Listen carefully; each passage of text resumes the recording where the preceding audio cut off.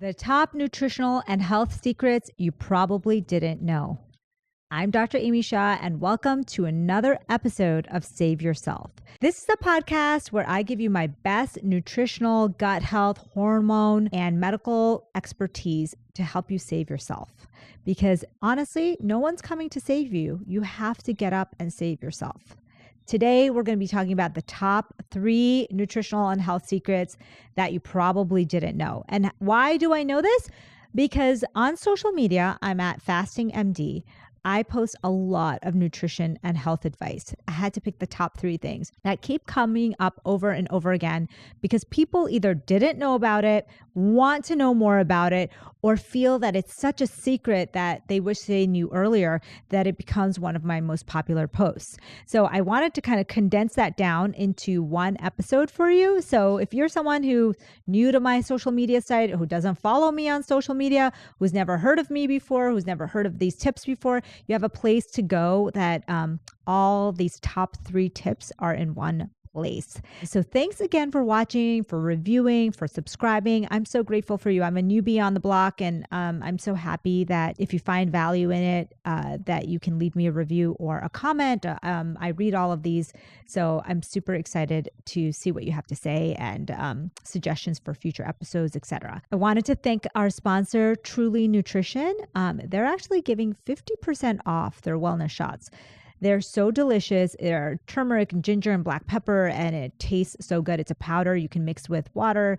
Really great way to enhance your day or enhance whatever water you're drinking.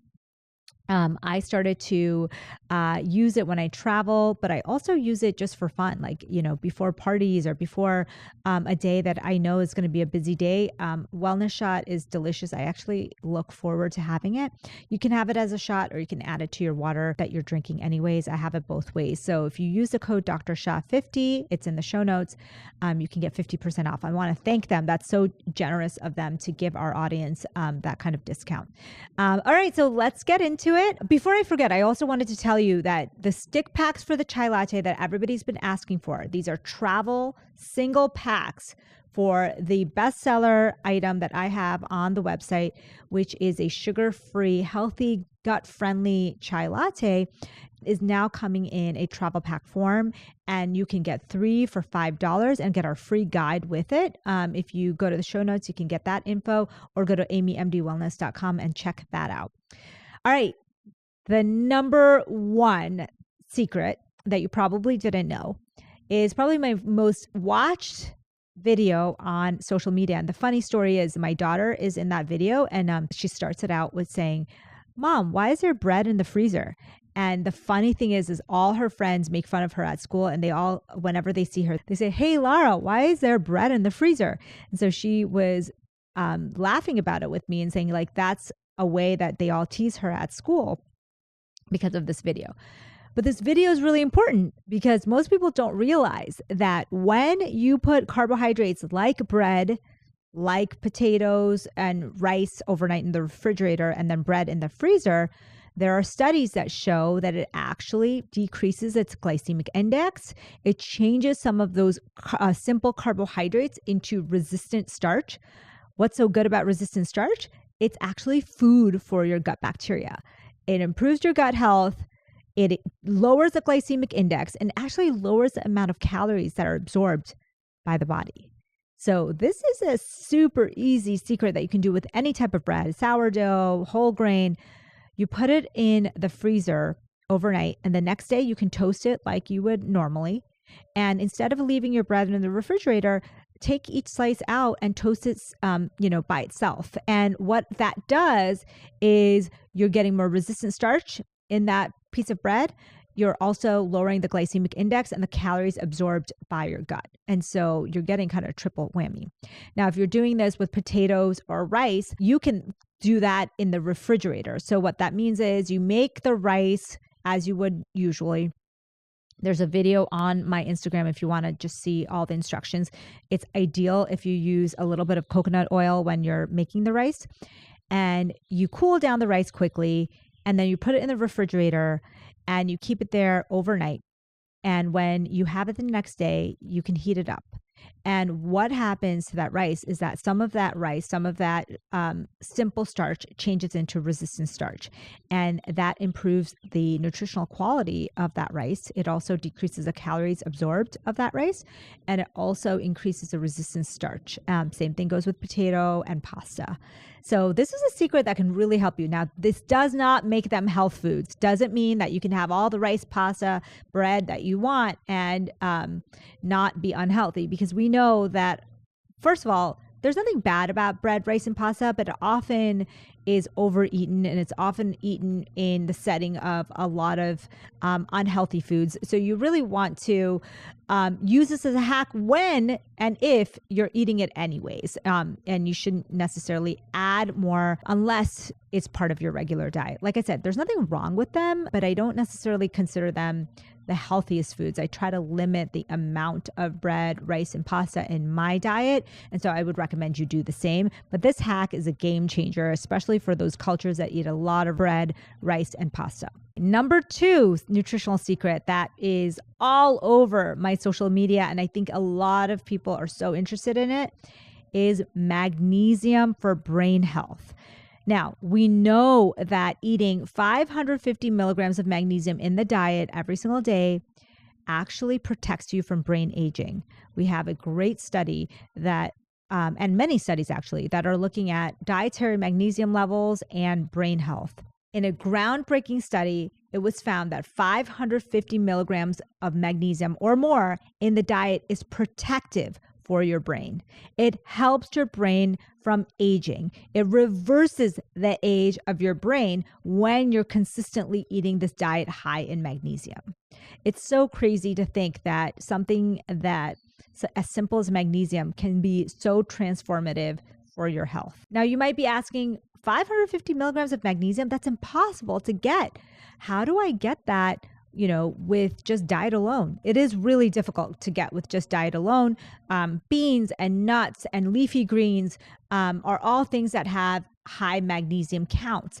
But you can also take a supplement like magnesium glycinate that I do, like magnesium threonate, which is also great for brain health. Just don't take the magnesium oxide because it's not very well absorbed.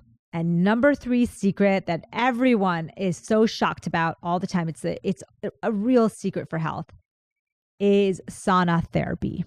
So I say sauna therapy, but I could actually say heat therapy in general. So hot yoga, hot baths, exercise in hot weather, and saunas have been shown to increase your growth hormone by up to 500%. So what's so good about growth hormone?